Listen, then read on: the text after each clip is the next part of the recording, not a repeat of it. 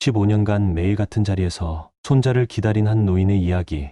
인생은 바둑과 같다고 합니다. 때로는 큰 돌을 잃어도 끝까지 포기하지 않으면 승리할 수 있다고. 이 기억적인 실화의 결말을 절대 놓치지 마세요. 눈물과 감동이 교차하는 이 이야기는 끝까지 여러분의 심금을 울릴 것입니다. 시작하기 전에 구독과 좋아요 버튼을 눌러주세요. 여러분의 작은 응원이 더 많은 감동 스토리를 찾아 나서는 큰 힘이 됩니다. 비 내리는 새벽, 낡은 바둑 기원에 불이 켜졌다. 70대 노인 박중호는 떨리는 손으로 마룻바닥을 쓸었다. 등 뒤에서 갑자기 문이 쾅 하고 닫히는 소리가 들렸다. 또 여기서 뭐 하는 거예요? 영업시간도 안 됐는데. 강태준 감독의 날카로운 목소리였다. 30살 남짓한 젊은 감독은 중호를 향해 성큼성큼 다가왔다. 죄송합니다. 청소만 하고 있었습니다. 이런 식으로 기원을 멋대로 드나들면 경찰에 신고해야 할 것 같네요. 이건 엄연한 불법이에요. 중호는 고개를 숙인 채 빗자루를 꼭 쥐었다. 그의 왼손에는 항상 간직하는 검은 바둑돌이 꼭 쥐어져 있었다. 15년 전 손자 재민이와 함께 바둑을 두었던 그날의 돌이었다. 그냥 좀 더 일찍 와서 청소하고 싶었습니다. 태주는 코웃음을 치며 중호의 어깨를 거칠게 밀쳤다. 중호의 마른 몸이 휘청였다. 15년째 같은 말만 반복하시네. 당신 때문에 이 기원이 망할지도 몰라요. 사람들이 귀신 들린 기원이라고 수군거린다고요. 중호의 주름진 얼굴이 창백해졌지만 그는 아무 말도 하지 않았다. 옷깃 사이로 목에 걸린 작은 사진틀이 보였다. 5살 재민이의 웃는 얼굴이 담긴 사진이었다. 오늘 아침까지만 봐드릴게요. 내일부터는 시간에 맞춰 오세요. 알겠어요? 중호는 고개만 끄덕였다. 태준이 한숨을 쉬며 사무실로 향하는 모습을 지켜보던 중호는 왼손에 검은 바둑돌을 물끄러미 바라봤다. 재민아, 할아버지가 오늘도 여기 왔단다. 내가 돌아올 그날까지. 차가운 빗방울이 낡은 기와지붕을 두드렸다. 똑, 똑, 똑. 마치 오래된 슬픔이 문을 두드리는 것처럼. 또 왔네. 저 미친 영감. 청소년 바둑 교실에 모인 학생들이 중호를 보며 키득거렸다. 중호는 묵묵히 기원 바닥을 쓸었다. 야, 들었어? 저 할아버지 손자가 여기서 행방불명됐대. 근데 아직도 여기서 기다리고 있다니까? 진짜 무슨 귀신 나오는 영화 같다. 아이들의 수군거림이 중호의 귀에 들렸지만 그는 계속해서 청소했다. 15년 동안 매일 같은 시간, 같은 자리에서 누구도 그의 고통을 이해하지 못했다. 점심시간, 중호는 기원 뒤편 작은 창고 같은 공간에서 도시락을 꺼냈다. 메마른 주먹밥과 물 한 병이 전부였다. 창고 문이 갑자기 열리고 기원의 사장인 김영철이 들어왔다. 60대 중반의 영철은 이 바둑 기원의 오랜 사장이었고 15년 전부터 중호에게 청소 일을 맡겨왔다. 그는 중호의 사정을 아는 몇 안 되는 사람 중 하나였다. 박씨, 좀 나와봐요. 영철의 목소리는 평소보다 더 딱딱했다. 중호는 도시락을 덮고 따라 나갔다. 사무실에는 태준과 낯선 남자가 앉아 있었다. 정장 차림의 그 남자는 삭발한 머리에 차가운 눈빛을 지니고 있었다. 이분이 바로 그 유령 할아버지군요. 낯선 남자의 목소리에 냉기가 서렸다. 네, 최 사장님, 제가 말씀드린 분입니다. 영철이 조심스레 대답했다. 최 사장이라 불린 남자는 중호를 위아래로 훑어보았다. 들었습니다. 15년 동안 매일 이 자리를 지키고 계시다고. 제가 이 건물을 인수한 후 리모델링할 예정인데 당장 이번 주에 공사를 시작합니다. 중호의 얼굴이 창백해졌다. 리모델링이요? 네. 바둑 기원은 폐업합니다. 이곳을 카페로 바꿀 예정이에요. 중호의 손이 떨리기 시작했다. 하지만 제 손자가, 재민이가 여기로 돌아올지도 모릅니다. 제가 여기 있어야. 최 사장은 차가운 웃음을 흘렸다. 15년이면 충분하지 않습니까? 이제는 현실을 받아들이세요. 당신의 손자는 돌아오지 않을 겁니다. 그 말에 중호의 눈에서 분노의 불꽃이 일었다. 그는 15년 동안 단 한 번도 재민이를 포기한 적이 없었다. 제발 조금만 더 시간을. 일주일 후에 철거업체가 들어옵니다. 그때까지 모두 비워주세요. 최 사장은 말을 마치고 자리에서 일어났다. 그가 나간 후 사무실에는 무거운 침묵만이 남았다. 미안해요, 박씨. 어쩔 수 없었어요. 영철의 목소리는 진심 어린 미안함이 담겨 있었지만 중호의 귀에는 들리지 않았다. 그의 세계가 무너져 내리고 있었다. 창밖으로 비가 더 거세게 내리기 시작했다. 대회 당일 아침, 기원은 분주했다. 일주일 후 폐업을 앞두고 마지막으로 열리는 바둑대회였다. 학생 참가자들과 부모들이 하나둘 모이기 시작했고 중호는 구석에서 바닥을 닦고 있었다. 갑자기 사무실에서 큰 소리가 들려왔다. 뭐라고요? 이제 와서 불참이라니. 이게 말이 됩니까? 태준의 격한 목소리였다. 중우는 고개를 들어 사무실을 바라보았다. 유리창 너머로 태준이 전화통화를 하는 모습이 보였다. 얼굴이 불그락푸르락했다. 강태준은 이 기원의 젊은 감독으로 30대 초반의 날카롭고 경쟁적인 성격을 가진 인물이었다. 어떻게 이런 일이. 대회를 취소해야 하나? 태준이 전화를 끊고 머리를 감싸며 중얼거렸다. 영철 사장과 함께 심각한 대화를 나누고 있었다. 중우는 다시 청소에 집중했다. 저기요. 태준이 갑자기 중우에게 다가왔다.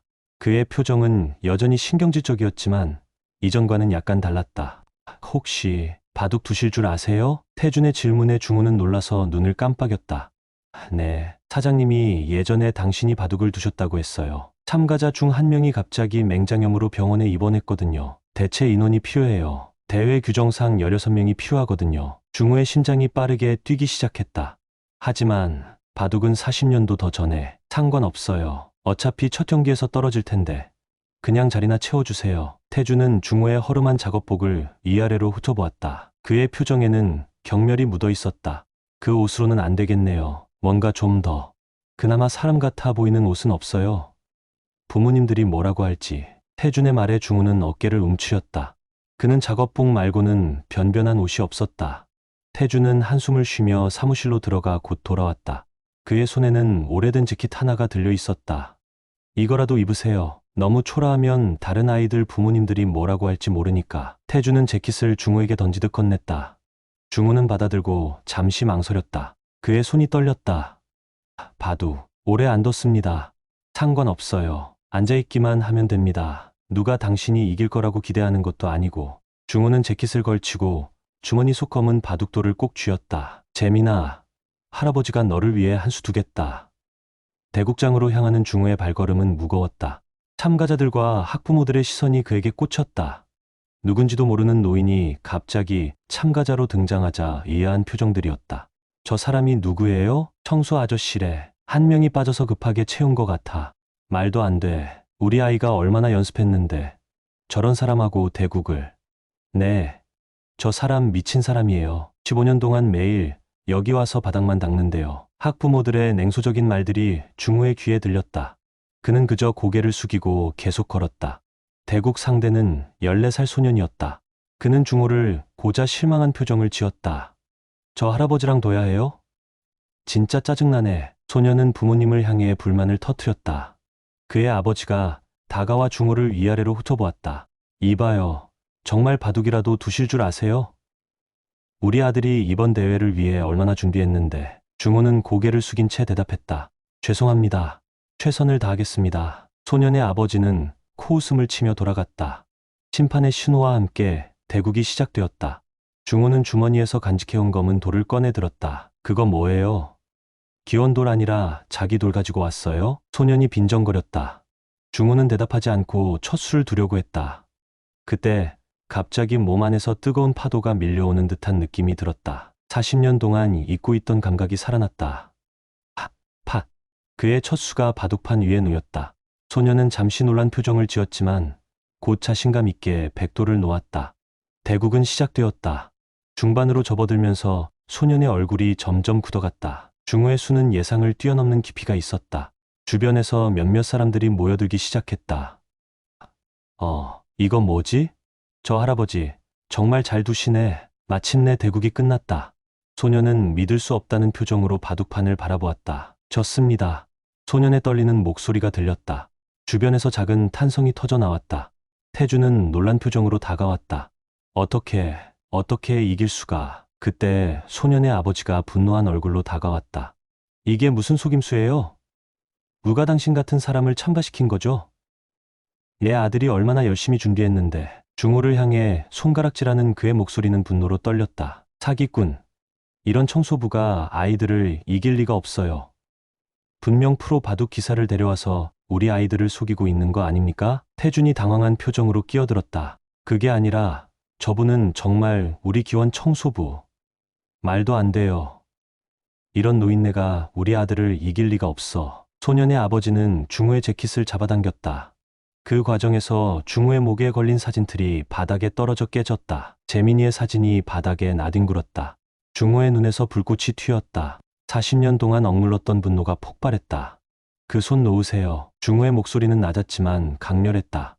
주변이 갑자기 조용해졌다. 당신 같은 부모 때문에 아이들이 망가지는 겁니다. 바둑은 이기고 지는 게 다가 아닙니다.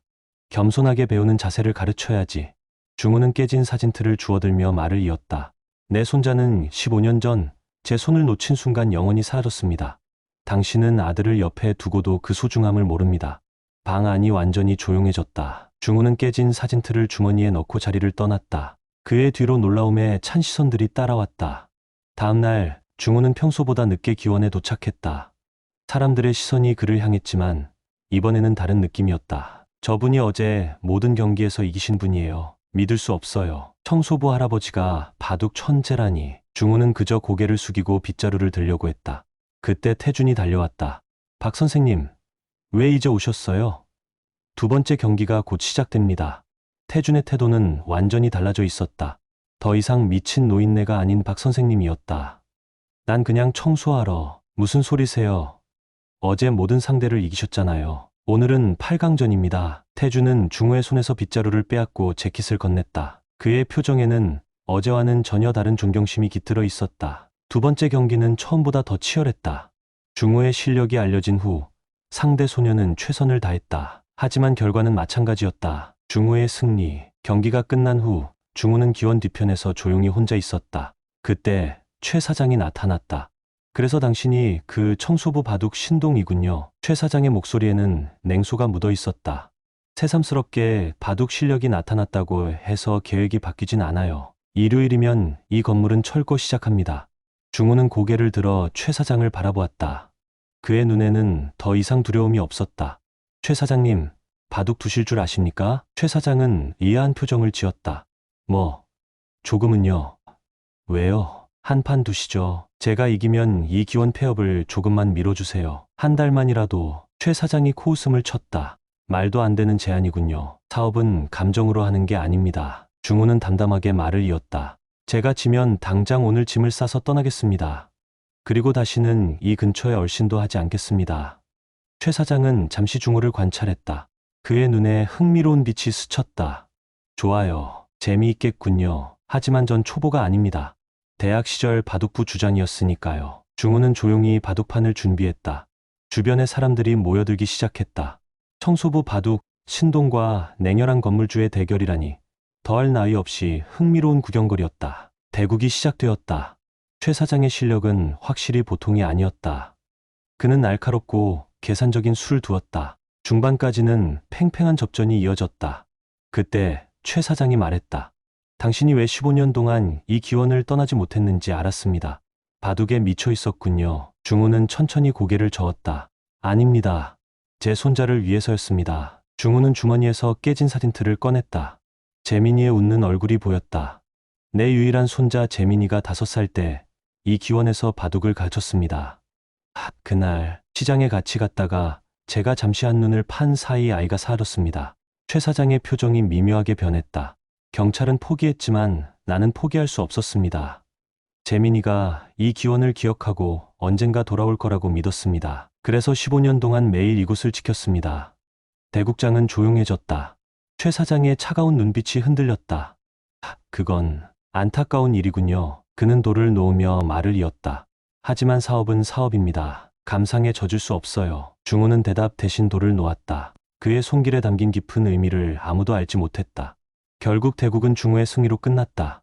최 사장은 믿을 수 없다는 표정으로 바둑판을 바라보았다. 당신 프로 출신이었군요. 중호는 고개를 저었다. 아닙니다. 그저 재민이에게 가르쳐주던 수들입니다. 최 사장은 한동안 바둑판을 응시하다가 천천히 일어났다. 약속은 지키겠습니다. 한 달 더 기다리세요. 중호는 고개를 숙여 감사를 표했다. 최 사장이 떠난 후 태준이 흥분한 표정으로 다가왔다. 박 선생님, 내일이 결승전입니다. 꼭 우승하셔야 해요. 중호는 깨진 사진틀을 쓰다듬으며 중얼거렸다. 재민아, 할아버지가 널 위해 한 달을 더 얻었단다. 그동안 돌아와 주렴. 대회 마지막 날, 기원은 사람들로 가득 찼다. 중호의 이야기가 입소문을 타고 퍼졌고 지역 신문사와 방송국에서도 취재를 왔다. 그들은 15년간 손자를 기다리며 청소부로 산 바둑 천재라는 제목으로 중호의 이야기를 퍼뜨렸다. 결승전 상대는 이 지역 최고의 유망주로 불리는 고등학생이었다. 소녀는 중호에게 공손하게 인사했다. 박 선생님, 좋은 대국 부탁드립니다. 대국은 치열했다. 소년의 실력은 이전 상대들과는 차원이 달랐다. 중호는 모든 집중력을 발휘해야 했다. 대국 중반, 갑자기 기원 입구에서 소란이 일어났다. 누군가가 카메라 플래시를 터뜨리며 대국장으로 들어왔다. 박중호 씨, 잠시 인터뷰 가능할까요? 대국이 중단되었다. 중호는 당황한 표정으로 기자들을 바라보았다. 지금은 대국 중입니다만 5년 전 실종된 손자를 찾고 계신다면서요? 그 이야기 좀 해주세요. 다른 기자가 마이크를 들이댔다. 사실입니까? 40년 전 바둑계의 귀재로 불렸다가 갑자기 은퇴하셨다는 건요? 중호는 혼란스러운 표정으로 태준을 바라보았다. 태준은 어깨를 으쓱했다. 제가 기자들에게 선생님 과거에 대해 조금 알려드렸어요. 이렇게 큰 관심을 받을 줄은 몰랐습니다. 중호의 표정이 굳어졌다. 그는 조용히 자리에서 일어나 대국장을 빠져나갔다. 기자들이 그를 쫓았다. 박중호 씨, 잠시만요. 시청자들이 궁금해합니다. 기원 뒤편, 창고에 숨은 중호는 떨리는 손으로 사진틀을 꺼내 들었다. 재민이의 얼굴이 그를 바라보고 있었다. 재민아, 할아버지가 너무 시끄럽게 해버렸구나. 그저 조용히 널 기다리고 싶었는데. 문이 열리고 태준이 들어왔다. 선생님, 죄송합니다. 하지만 이건 좋은 기회예요. 방송되면 혹시 손자분이 볼지도 모르잖아요. 중호는 그 말에 잠시 멈칫했다. 태준의 말이 맞았다. 지역 바둑대회보다 전국 방송에 나간다면 재민이가 볼 가능성이 훨씬 높았다. 결승전은요? 잠시 중단했어요. 선생님이 돌아오시면 다시 시작하기로 했습니다. 중호는 깊은 숨을 내쉬었다. 그는 주머니 속 검은 바둑돌을 꼭 쥐었다. 알겠네.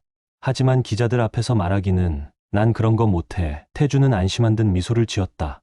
걱정 마세요. 제가 다 준비해놨습니다.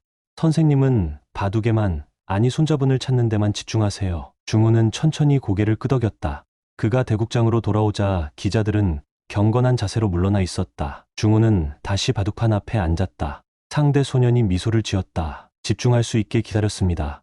계속할까요? 중호는 감사의 눈빛을 보냈다.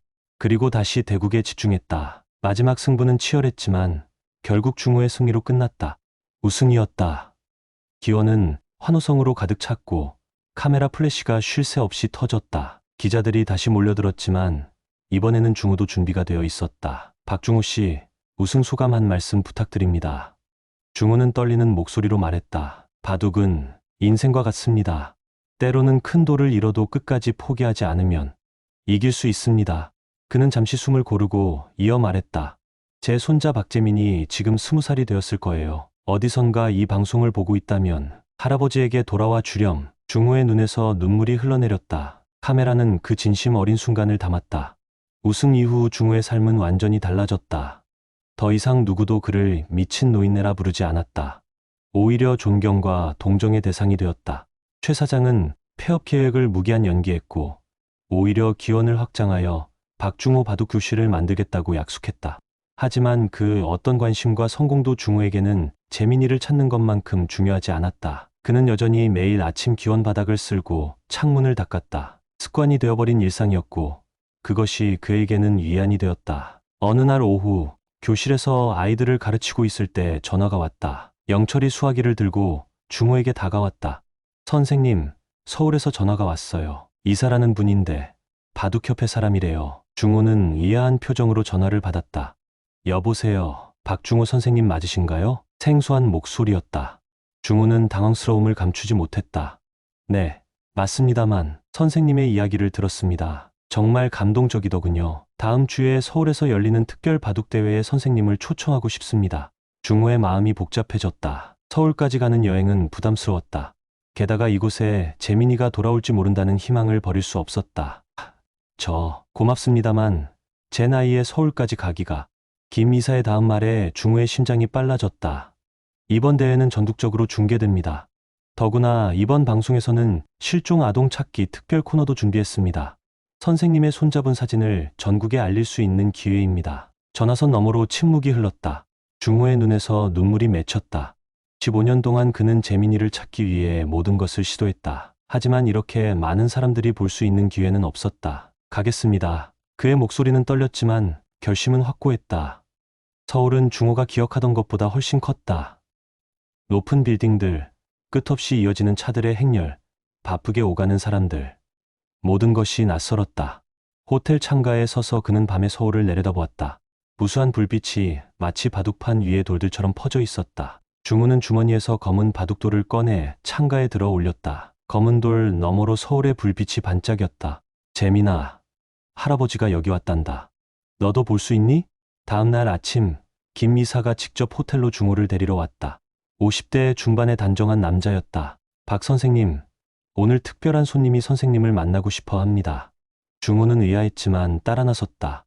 그들은 호텔 레스토랑으로 향했다. 레스토랑 한쪽 구석, 창가 자리에 한 노인이 앉아 있었다. 80대로 보이는 그 노인은 허리는 굽었지만 눈빛만은 여전히 날카로웠다. 이분이 박중호 선생님이십니다. 선생님, 이분은 한국 바둑계에 살아있는 전설, 조태환 명예 회장님이십니다. 중호의 눈이 커졌다. 조태환, 그 이름은 40년 전 자신이 바둑을 두던 시절에도 이미 전설이었다. 안께, 중호군, 조 회장의 목소리는 나이보다 훨씬 힘이 넘쳤다. 중호는 떨리는 다리로 그 앞에 앉았다. 자네를 보니 옛 생각이 나는군. 40년 전 내가 자네에게 패배한 그날 말일세. 김이사의 얼굴이 놀라움으로 가득 찼다. 회장님, 박 선생님과 대국을 하신 적이 있으십니까? 조 회장은 천천히 고개를 끄덕였다. 내가 바둑계에서 유일하게 인정한 패배일세. 그 당시 중호군은 앞으로 한국 바둑을 이끌 인물이었어. 그런데 갑자기 사라졌지. 그 이유를 이제야 알았네. 중호는 고개를 숙였다. 과거의 기억들이 밀려왔다. 제 아들, 재민이 아버지가 교통사고로 중태에 빠졌을 때 바둑은 더 이상 중요하지 않았습니다. 가족이 먼저였죠. 조 회장은 깊은 이해의 눈빛으로 중호를 바라보았다. 자네가 돌아와서 반갑네. 오늘 대회에서 함께 시범대국을 하지 않겠나? 옛 제자와 스승의 제외로 말일세. 중호는 망설였다. 그는 바둑을 위해 서울에 온 것이 아니었다. 재민이를 찾기 위해 온 것이었다. 회장님, 제가 여기 온 이유는 알고 있네. 손자를 찾기 위해서지. 걱정 말게. 대국 전에 자네 손자 이야기를 알릴 거야. 내 약속하지. 중호의 눈에 눈물이 고였다. 그는 고개를 끄덕였다. 영광입니다, 회장님. 대회장은 사람들로 가득 찼고 이 대국은 많은 바둑 팬들의 관심을 끌었다. 대국이 시작되기 전 사회자가 무대 중앙에 섰다. 오늘 대국을 시작하기 전 특별한 순간을 마련했습니다. 박중호 선생님의 손자 박재민 군은 15년 전 실종되었습니다. 현재 20세가 되었을 재민 군의 나이 변형 사진을 화면으로 보여드리겠습니다. 대형 스크린에 재민이의 어린 시절 사진과 함께 나이를 먹은 모습으로 합성된 사진이 나타났다. 중호의 심장이 빠르게 뛰었다. 혹시 이 아이를 보신 분이 계시다면 화면에 나오는 번호로 연락 부탁드립니다. 중호는 떨리는 손으로 사진틀을 꼭 쥐었다. 그의 눈에는 희망과 절망이 교차했다. 대국이 시작되었다. 조 회장과 중호의 대국은 40년 전의 인연을 떠올리게 하는 깊이 있는 바둑이었다. 관중들은 숨을 죽이고 두 거장의 대국을 지켜보았다. 대국 중반, 갑자기 대회장 입구에서 수란이 일어났다. 누군가가 큰 소리로 외쳤다. 잠깐만요. 제가 박재민입니다. 모든 시선이 입구로 향했다. 키가 크고 단정한 인상에 스물 남짓한 젊은이가 서 있었다. 그의 눈에는 눈물이 가득했다. 중호는 바둑돌을 떨어뜨렸다. 시간이 멈춘 것 같았다. 그는 천천히 자리에서 일어났다. 떨리는 다리로 젊은이를 향해 한 걸음 내딛었다. 가까이 다가갈수록 중호의 심장은 더 빠르게 뛰었다. 눈매, 콧대, 입술선, 그리고 무엇보다 왼쪽 귀 뒤의 작은 점. 그것은 재민이만의 특징이었다. 정말 재민이니? 중호의 목소리가 떨렸다. 젊은이는 눈물을 흘리며 고개를 끄덕였다. 네, 할아버지, 저 박재민입니다. 그 순간 중호의 다리에서 완전히 힘이 빠졌다. 그는 그대로 주저앉을 뻔했지만 재민이 빠르게 그를 붙잡았다. 두 사람은 서로를 꼭 껴안았다. 재민의 품은 이제 할아버지를 감싸줄 만큼 넓고 단단했다. 중호는 손자의 등을 토닥이며 소리 없이 흐느꼈다. 대회장은 감동의 눈물로 가득 찼다. 15년 만의 재회, 그 기적 같은 순간을 지켜보는 모든 이들의 가슴이 뭉클해졌다. 재민은 중호를 자신의 아파트로 초대했다. 강남의 고층 아파트였다. 거실 한쪽에는 멋진 바둑판이 놓여 있었고 벽에는 여러 대회에서 받은 트로피와 상장들이 진열되어 있었다. 할아버지, 제 집입니다. 이제는 할아버지 집이기도 하고요. 중우는 믿을 수 없다는 표정으로 아파트를 둘러보았다. 재미는 차를 끓이며 그날의 이야기를 시작했다. 그날 시장에서 어떤 아주머니가 할아버지가 저쪽에서 찾고 계신다고 했어요. 그 말을 믿고 따라갔죠. 그런데 그분은 정신질환이 있으셨어요. 자신의 아들이라고 생각했던 거예요. 중호의 얼굴이 창백해졌다. 생각만 해도 끔찍한 일이었다. 6개월 후에 보육원으로 갔어요. 하지만 제 이름을 제대로 말하지 못했어요. 너무 무서웠고, 그래서 김재민이라는 이름으로 살게 됐죠. 재민의 눈에 눈물이 고였다. 보육원에서 유일한 위안은 바둑이었어요. 할아버지와 두었던 바둑이 제 유일한 추억이었으니까요. 그리고 이 돌, 재민은 주머니에서 하얀 바둑돌을 꺼냈다. 중호의 것과 똑같은 돌이었다. 할아버지가 주신 이 돌이 제 유일한 보물이었어요. 이 돌을 보며 언젠가 할아버지를 다시 만날 수 있다고 믿었어요. 중호는 말없이 재민을 끌어안았다. 눈물이 그의 주름진 뺨을 타고 흘러내렸다. 그런데 어떻게 프로 바둑 기사가 된 거니? 재민은 미소를 지었다. 보육원에 자원봉사를 오시던 바둑 선생님이 제 재능을 알아보셨어요. 그분 덕분에 바둑 특기생으로 학교에 들어갔고 결국 프로 시험에 합격했죠. 중우는 벽에 걸린 상장들을 바라보았다. 그의 손자는 이미 유명한 바둑 기사였다. 중우는 재민의 손을 꼭 쥐었다. 그의 손에는 중우가 항상 간직해온 검은 돌이 있었고 재민의 손에도 같은 하얀 돌이 있었다. 흑과 백의 운명이 다시 하나로 이어진 순간이었다. 1개월 후 중우와 재민은 함께 흑과 백의 약속이라는 실종 아동 찾기 재단을 설립했다. 바둑을 통한 치유 프로그램도 함께 운영했고 많은 아이들이 그곳에서 희망을 찾았다. 재단 사무실 벽에는 큰 현수막이 걸려 있었다.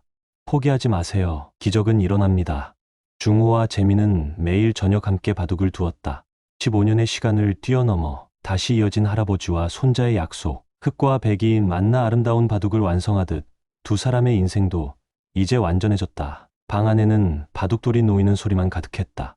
팟, 팟, 팟. 그 소리는 마치 두 개의 심장이 다시 하나로 뛰는 것 같았다. 어느 저녁 재민이 문득 할아버지에게 물었다. 할아버지, 어떻게 15년 동안 포기하지 않으셨어요? 사람들이 모두 미쳤다고 할 때도. 중우는 손에 쥐고 있던 검은 돌을 바라보며 미소 지었다. 바둑에는 절대 포기하지 않는다는 철칙이 있단다.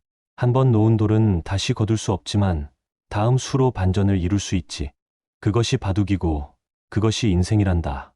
재민의 눈에 눈물이 고였다. 바둑 기원으로 가는 길에 할아버지를 찾아다녔어요. 프로가 된 후에도 전국 대회를 다니면서도 언젠가 만날 수 있을 거라 믿었어요. 중우는 손을 뻗어 재민의 어깨를 토닥였다. 이제 우리는 함께 있다. 그게 중요하단다. 다음 날 재민의 집으로 초대된 태준과 영철 사장이 놀란 눈으로 거실을 둘러보았다. 벽면에는 제1회 흑과 백의 약속 바둑 대회 포스터가 붙어 있었다. 정말 대단한 계획이네요. 태준이 감탄했다. 전국에서 실종 가족을 찾고 있는 사람들을 위한 바둑 대회라. 재민이 고개를 끄덕였다. 바둑이 저와 할아버지를 다시 만나게 해주었어요. 이제 저희가 다른 가족들에게 그 기회를 드리고 싶습니다. 마지막 준비가 끝나고 중호와 재민은 대형 바둑판 앞에 나란히 앉았다. 여러분, 오늘 이 자리에 모인 분들 중에는 잃어버린 가족을 찾고 계신 분들이 많습니다. 재민의 목소리가 진지하게 울려 퍼졌다. 저희도 그랬습니다. 15년이라는 긴 시간 동안 서로를 찾아 헤맸습니다. 하지만 포기하지 않았기에 이렇게 다시 만날 수 있었습니다. 중호가 검은 돌을 바둑판 위에 올려놓았다. 그 옆에 재민이 백돌을 놓았다. 흑과 백이 만나 비로소 바둑이 시작되듯 헤어진 가족들도 반드시 다시 만날 수 있을 것입니다. 우리의 이야기가 여러분에게 작은 희망이 되길 바랍니다. 대회는 성공적으로 진행되었고 흑과 백의 약속 재단은 매년 더 많은 실종 가족을 찾는 데 도움을 주었다. 중호의 바둑 수업은 많은 아이들에게 인생의 지혜를 전했다. 5년 후 재단 사무실 벽에는 수십 장의 사진이 걸려 있었다. 모두 재단을 통해 다시 만난 가족들의 사진이었다. 중호는 그 사진들을 바라보며 조용히 미소 지었다. 재민아, 우리의 작은 바둑돌이 이렇게 많은 기적을 만들어냈구나. 재민은 할아버지의 손을 꼭 잡았다. 할아버지, 오늘 특별한 손님이 오십니다. 잠시 후 문이 열리고 조 회장이 들어왔다. 90이 넘은 나이에도 그는 여전히 위엄이 있었다. 중호 군, 바둑계로 돌아올 생각은 없나? 자네의 지혜가 필요하네. 중호는 고개를 저었다. 이제 제 바둑은 이 아이들을 위한 것입니다. 흩어진 가족들을 다시 모으는 일이 남은 인생의 목표입니다. 조 회장은 고개를 끄덕였다. 그게 바로 진정한 바둑의 정신일세. 흑과 백이 조화를 이루듯 사람과 사람이 다시 조화를 이루는 것. 세 사람은 바둑판 앞에 마주 앉았다. 창밖으로는 봄비가 내리기 시작했다. 15년 전 그날처럼. 하지만 이번에는 슬픔이 아닌 희망의 빗소리였다. 중우는 주머니에서 오래된 검은 바둑돌을 꺼내 바둑판 한가운데 놓았다. 재민도 자신의 하얀 돌을 그 옆에 놓았다. 두 개의 돌이 나란히 놓인 모습은 마치 할아버지와 손자의 모습 같았다. 어떤 어둠 속에서도 빛은 항상 찾아온다. 중우의 말에 조 회장이 백돌을 그 옆에 놓았다. 세 개의 돌이 만든 형태는 마치 별자리처럼 빛났다. 소박한 기원에서 시작된 한 노인의 기다림이 수많은 사람들에게 희망이 되었다. 그리고 그 희망은 바둑돌처럼 하나씩 놓일 때마다 더 큰 그림을 완성해 나갔다. 영상이 마음에 드셨다면 좋아요와 구독 버튼을 눌러주세요. 여러분의 따뜻한 댓글도 기다리고 있습니다.